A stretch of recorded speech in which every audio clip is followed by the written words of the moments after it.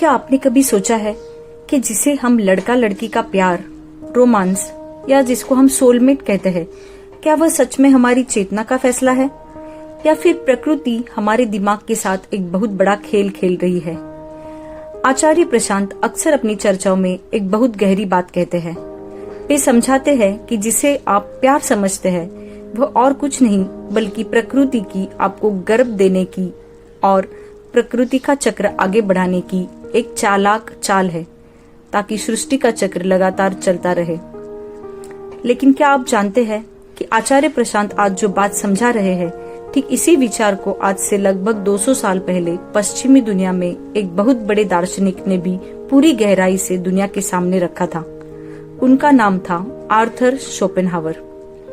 अगर हम ध्यान से देखें तो अलग अलग जमाने के होने के बावजूद आचार्य प्रशांत और आर्थर शोपेनहावर के विचारों में बहुत सारी समानताएं हैं। आचार्य प्रशांत कहते हैं कि प्यार मन की गहराई का एहसास नहीं बल्कि गर्भधारणा कराने की प्रकृति की एक चाल है। यहाँ पे वे उस आम प्यार की बात कर रहे हैं जिसे एक आम इंसान प्यार समझता है। शोपेनहावर भी ठीक यही कहते हैं कि आपके भीतर बैठी विल टू लिव यानी जीने की अंधी इच्छा आपसे यह सब करवाती है ताकि प्रजाति आगे बढ़ती रहे। आचार्य प्रशांत समझाते हैं कि समाज में मस्कुलिनिटी और फेमिनिटी के जो बड़े बड़े मायने गढ़े जाते हैं वो असल में आपकी भावनाएं नहीं बल्कि आपके हार्मोनल बदलावों और फर्टिलिटी यानी आपकी प्रजनन क्षमता से जुड़ी हुई चीजें हैं। वही शोपेनहावर कहते हैं कि आप सुंदरता पर इसलिए मरते हैं क्योंकि आपका दिमाग अनजाने में यह हिसाब लगा रहा होता है कि सामने वाला इंसान स्वस्थ बच्चा पैदा करने के लायक है या नहीं। आचार्य प्रशांत कहते हैं कि जिसे आप मेरी पसंद कहते हैं वह आपके भीतर बैठे पशु संस्कारों की पसंद होती है। ठीक ऐसे ही शोपेनहावर कहते हैं कि जब आप प्यार में पड़ते हैं तो प्रजाति का स्वार्थ आपके दिमाग पर कब्जा कर लेता है। तो चलिए अब विस्तार से समझते हैं कि 19वीं सदी के जर्मन दार्शनिक आर्थर शोपेनहावर की इस पर क्या फिलॉसफी थी और उन्होंने कैसे साबित किया कि जिसे हम रोमांटिक लव कहते हैं वह असल में प्रकृति की रची हुई एक बहुत ही सोची समझी साजिश है। शोपेनहावर कहते हैं, तुम सोचते हो कि तुम आजाद हो और जब तुम्हारा दिल किसी के लिए धड़कता है तो वह तुम्हारा अपना फैसला होता है। तुम सोचते हो कि ब्रह्मांड ने उस इंसान को सिर्फ तुम्हारे लिए ही बनाया है, लेकिन जिसे तुम रोमांटिक लव का नाम देते हो वह प्रकृति का बिछाया हुआ एक ऐसा जाल है जिसमें तुम हर दिन फंसते हो और मुस्कुराते हुए फंसते हो। तुम सोचते हो कि तुम अपनी खुशी की तलाश कर रहे हो, लेकिन असल में तुम सिर्फ प्रकृति के गुलाम बनकर उसका काम कर रहे होते हो। जब तुम किसी रास्ते से गुजरते हो और अचानक तुम्हारी आंखें किसी से मिलती है तो तुम्हारे पेट में तितलियां उड़ने लगती है। तुम्हें लगता है कि यह कोई असीम घटना है और यही वो इंसान है जिसके साथ मेरे जीवन का असली मिलन होना था। लेकिन तुम्हारी इस भावना के पीछे कोई जादुई ताकत नहीं है। इसके पीछे एक बहुत ही क्रूर और अंधा बल काम कर रहा है जिसे शोपेनहावर कहते हैं विल टू लिव यानी अपनी प्रजाति को जिंदा रखने की प्रबल इच्छा। यह विल आपके भीतर बैठी है और इसका केवल एक ही मकसद है, किसी भी तरह इस धरती पर इंसानी नस्ल का सिलसिला टूटने न देना। जब तुम्हें लगता है कि तुम किसी के प्यार में पागल हो रहे हो तो असल में वह आपका दिल या दिमाग नहीं होता बल्कि आपकी प्रजाति का स्वार्थ होता है। प्रजाति का जीनियस आपके दिमाग पर कब्जा कर लेता है और आपको यह सोचने पर मजबूर करता है कि उस व्यक्ति के साथ रहना ही आपकी जिंदगी का सबसे बड़ा सुख है। लेकिन यह तो सिर्फ एक धुंध है जो आपकी बुद्धिमत्ता पर डाल दी जाती है। जरा ईमानदारी से सोचिए, यदि हम इस पूरे रोमांटिक लव से उसके शारीरिक और लैंगिक आकर्षण को बाहर निकाल फेंके तो पीछे क्या बचेगा? कुछ भी नहीं। लेकिन अगर प्रकृति आपसे सीधे सीधे कहे कि जाओ और अगली पीढ़ी को पैदा करने के कठिन काम में लग जाओ, तो क्या आप मानेंगे? इंसान समझदार जीव है। वह जानता है कि बच्चे को जन्म देना, रात रात भर जागना, पैसे कमाकर उसका पेट भरना और अपनी पूरी आजादी को दांव पर लगा देना कितना बड़ा सिर दर्द होता है।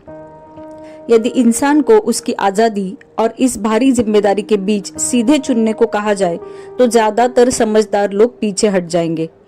हमारी प्रकृति इस बात को बहुत अच्छे से जानती है, इसलिए वह वासना और शारीरिक जरूरत को प्यार का मखमली कपड़ा पहना देती है। प्रकृति आपकी आंखों पर एक अंधी पट्टी बांध देती है। वह आपको यकीन दिलाती है कि जिस इंसान के पीछे आप भाग रहे हैं उसे पा लेने से आपको परमानंद मिल जाएगा। यह ठीक वैसा ही है जैसे एक गधे के आगे गाजर लटका दी जाए। गधा सोचता है कि वह गाजर की तरफ बढ़ रहा है, लेकिन सच्चाई तो यह है कि वह उस मालिक की गाड़ी खींच रहा होता है। यह मालिक प्रकृति है और गाड़ी हमारी अगली पीढ़ी। अगर आप सोचे कि प्यार में लोग त्याग करते हैं, जान देते हैं, तो इसमें स्वार्थ कहाँ है, तो जवाब यह है कि यह त्याग भी आपका नहीं है, यह उस प्रकृति के उद्देश्य की ताकत है। जब आप प्यार में होते हैं तो आपका व्यक्तिगत स्वार्थ गायब हो जाता है और उसकी जगह प्रजाति का स्वार्थ ले लेता है। प्रकृति के लिए आपकी व्यक्तिगत खुशी की कोई कीमत नहीं है। आप खुश है या दुखी, आप तड़प रहे हैं या मुस्कुरा रहे हैं, इससे प्रकृति को कोई लेना देना नहीं है। उसे बस इस बात से मतलब है कि इंसानों का यह सिलसिला टूटना नहीं चाहिए।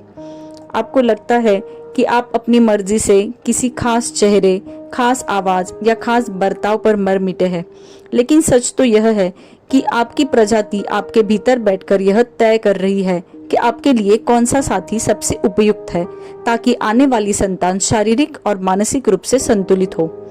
तुम जिसे अपनी पर्सनल चॉइस कहते हो वह असल में तुम्हारी पसंद नहीं है, बल्कि तुम्हारे भीतर छिपी विल टू लिव का एक वैज्ञानिक हिसाब किताब और बायोलॉजिकल कैलकुलेशन है।